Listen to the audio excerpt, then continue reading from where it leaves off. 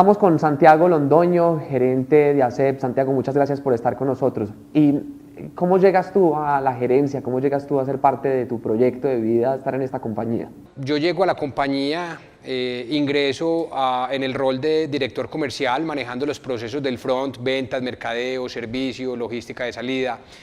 Y por cosas de la vida llego a la gerencia general y llevo 4 años ya en la compañía y próximo a cumplir 2 años en este rol de gerente general.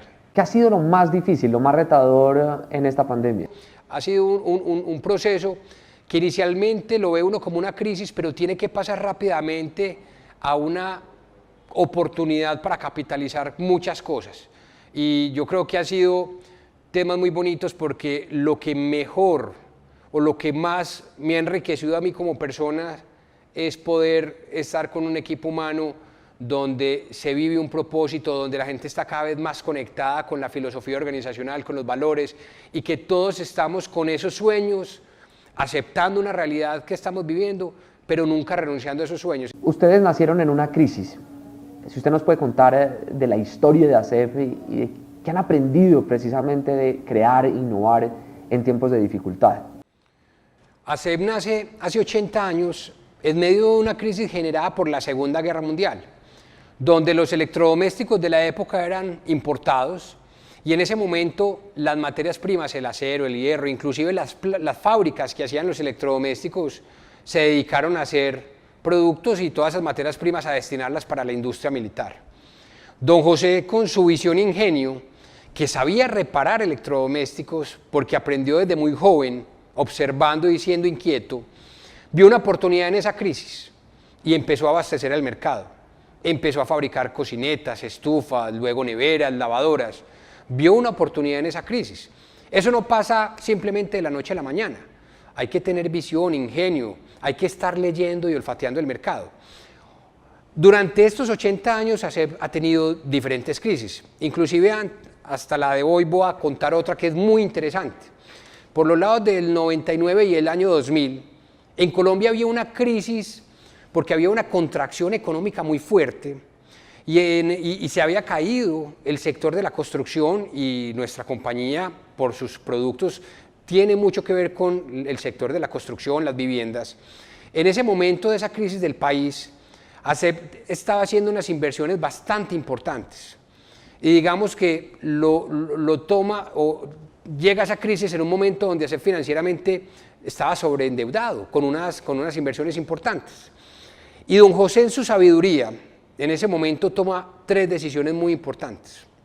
La primera, decide crear una junta directiva externa, es decir, le da inicio a un gobierno corporativo, que el gobierno corporativo ASEP es un referente. Él decide nombrar una junta directiva externa donde él no iba a tener voto, posiblemente tenía voz pero no voto. Eso es una decisión muy importante y de mucha humildad, pero en su momento él con su humildad se dio cuenta, necesito ayuda.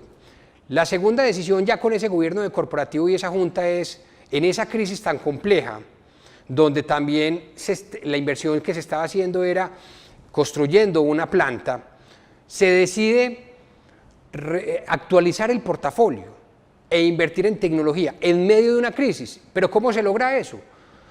Generando unos recursos a través de la venta de un terreno donde estaban las instalaciones de Industrias ASEP. Decisión muy compleja, un desapego de un terreno donde estuvieron toda la vida.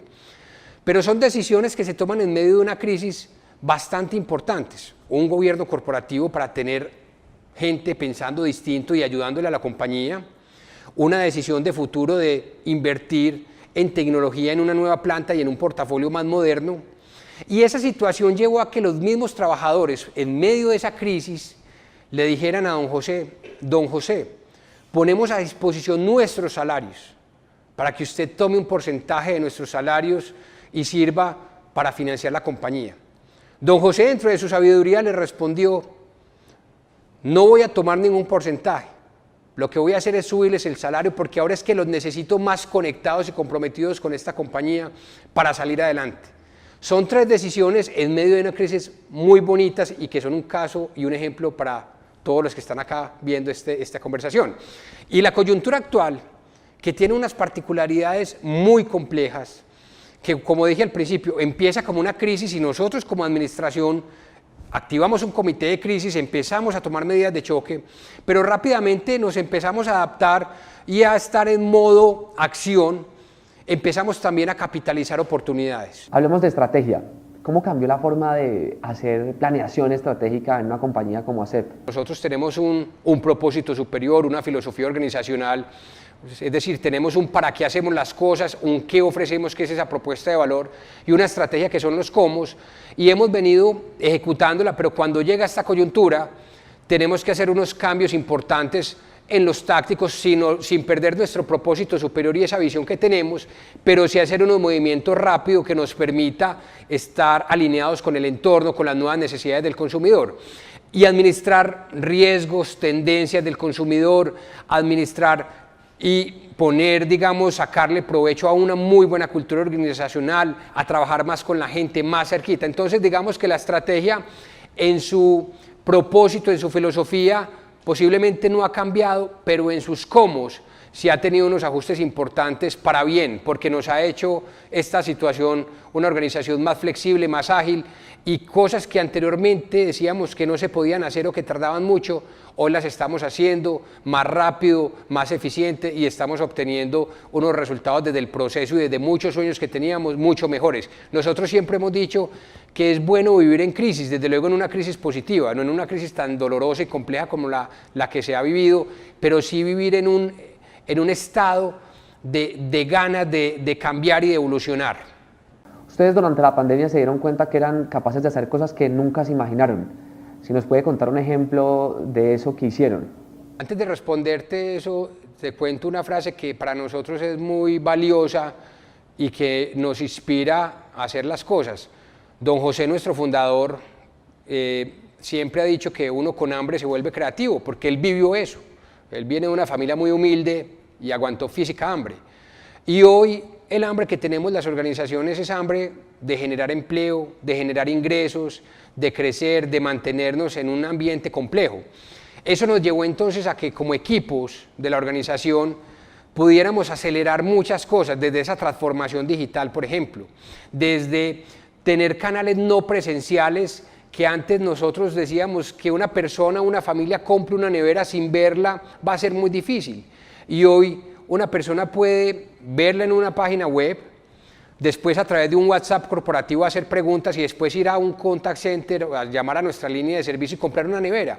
Son cosas que antes no nos imaginábamos, pero cambiamos la forma de interactuar con ese consumidor, de definir nuevos canales no presenciales, de conectarnos más con el consumidor e inclusive con nuestros propios colaboradores, de involucrar más a las familias de nuestros colaboradores. En fin, hay una cosa también muy importante que antes decíamos que no se podía, pero esta coyuntura nos llevó a darnos cuenta que sí, con los protocolos de bioseguridad, que se ponen restricciones a las operaciones productivas, a las plantas de producción, pues era complejo llevar esos ritmos y esa cadencia en la producción. Y eso nos invitó a rediseñar nuevos puestos de trabajo, los flujos de trabajo dentro de las plantas de operaciones, y hemos encontrado productividad y eficiencia en las operaciones. Entonces, mira que las crisis lo movilizan a uno y uno se da cuenta que cuando trabaja uno en equipo y cuando uno tiene más necesidad, es capaz de lograr cosas que posiblemente antes, cuando uno está en una zona de confort, no es tan fácil. Ustedes han sido abanderados de lo que se llama el capitalismo consciente. ¿Cómo han logrado hacer un balance entre generar utilidades y por el otro lado responderle a los colaboradores, a los clientes y tener ese crecimiento sostenible? Don José, desde que empezó la empresa, hace 80 años, siempre ha dicho que están primero las personas que las utilidades. Y eso hace parte de nuestro ADN. Pero para mantener esa cultura organizacional con esa filosofía durante 80 años, hay que alimentarla, hay que enriquecerla, hay que seguir trabajando para que en los colaboradores haya un genuino interés por el otro. Y para eso se pueden hacer muchas actividades, se pueden hacer rituales, muchas cosas, pero la fórmula más efectiva es a través del ejemplo que dan los líderes, de las conversaciones que tenemos al interior de la compañía, de la forma como nos relacionamos. Hay algo que es muy valioso, la cercanía y la confianza en la gente. Cuando uno confía en las personas y le genera confianza a ese colaborador en sus capacidades, las personas van a lograr cosas extraordinarias. Y si al mismo tiempo se sienten valoradas y sienten que están trabajando por un propósito y hacen las cosas porque quieren y no porque tienen, se logran grandes cosas. Cuando hablas de tener a las personas en el centro y la rentabilidad, eso no puede ser incompatible. Antes se complementan y generan resultados exponenciales, porque cuando las personas realmente le encuentran sentido a las cosas, se conectan con la filosofía de una organización, van a buscar dar mejores resultados. Nosotros en la organización tenemos una filosofía con 3 no negociables: trato, valores y desempeño. Los valores, empezando por la integridad, son fundamentales en nuestra organización. El trato, el respetar al otro, y hoy respetar al otro es cuidarnos, protegernos, porque esa disciplina social, ese autocuidado es fundamental hoy para que haya continuidad en la empresa.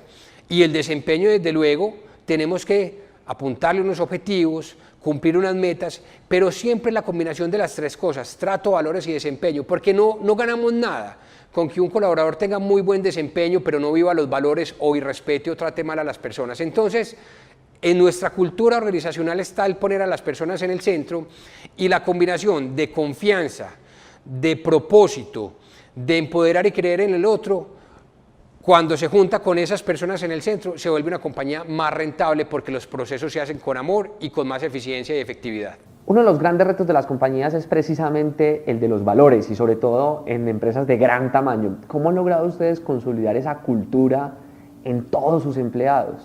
Cuando empieza CEP, le decían a don José: ¿usted por qué no hace propaganda, como se llamaba en esa época, publicidad? Y él decía que la mejor propaganda o publicidad era prestarle el mejor servicio a la gente, que eso iba a llevar a esta compañía a ser grande, a que la gente la quisiera y hablaran bien de ella. Eso es un ejemplo de tener una organización consciente. Y el último ejemplo, cuando hablamos de generarle valor a todos los públicos de interés, a los empleados, don José siempre ha tenido la filosofía de reinvertir las utilidades en la organización, en la gente. Él fue muy humilde y él sabe qué era trabajar con hambre. Y por eso en la organización le regalamos el almuerzo a los 3.500 colaboradores, porque él vivió eso. Y él dice que uno puede generar valor en cosas pequeñas, en cosas grandes, y hoy a los colaboradores le generamos mucho valor. Y a la comunidad en la que estamos en Copacabana, que es un municipio en el área metropolitana de Medellín, donde ACEP como organización es muy importante para ese municipio. Entonces, al final, el mensaje es: para uno poder crecer y perdurar y ser rentable, no puede estar pensando en las ventas y en las utilidades.